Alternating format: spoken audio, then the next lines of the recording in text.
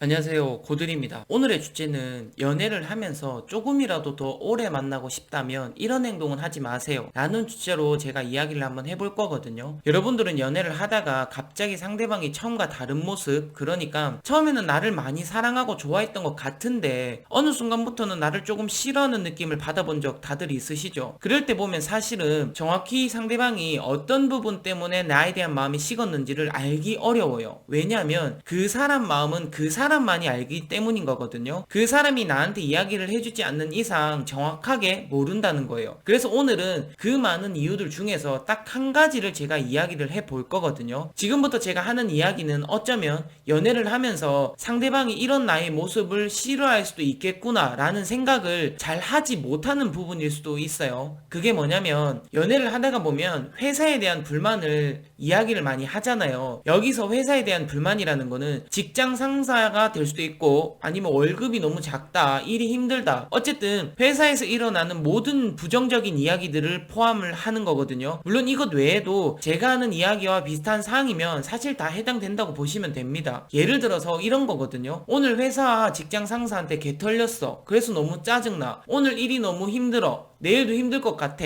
매일 일이 힘들어. 이런 식으로 어떻게 보면 징징거린다고 볼 수 있는 부분들이에요. 이게 있잖아요. 처음에는 절대로 문제가 안 되거든요. 처음에는 당연히 회사에서 있었던 안 좋은 불만들을 이야기를 하면 상대방은 그 직장 상사 왜 그래? 일을 그렇게 시키고 월급을 왜 그것밖에 안 줘? 이런 식으로 내 편이 충분히 되어서 이야기를 할 수 있어요. 근데 사람은 적당히를 지킬 줄 알아야 되거든요. 이게 한 번, 두 번, 세 번 너무 자주 그러면 처음에는 상대방이 당연히 이해를 하다가 이런 것들이 조금 반복이 되잖아요. 그러면 상대방도 슬 짜증이 나거든요. 나도 더 이상 어떻게 달래줘야 될지 모르겠다 라는 생각이 든단 말이에요. 그리고 또 이런 게 반복이 되잖아요. 그러면 이제는 내가 만나고 있는 그 사람은 이렇게 생각을 한다는 거예요. 회사가 이상한 게 아니라 너가 이상한 것 같다 라는 생각이 충분히 들 수 있거든요. 그런데 또 상대방은 좀 그만해, 불만 좀 그만 이야기해, 이런 이야기가 목근형까지 차올라도 못한다는 거예요. 그렇게 이야기를 해버리면 당연히 섭섭해하는 걸 알기 때문에 결국은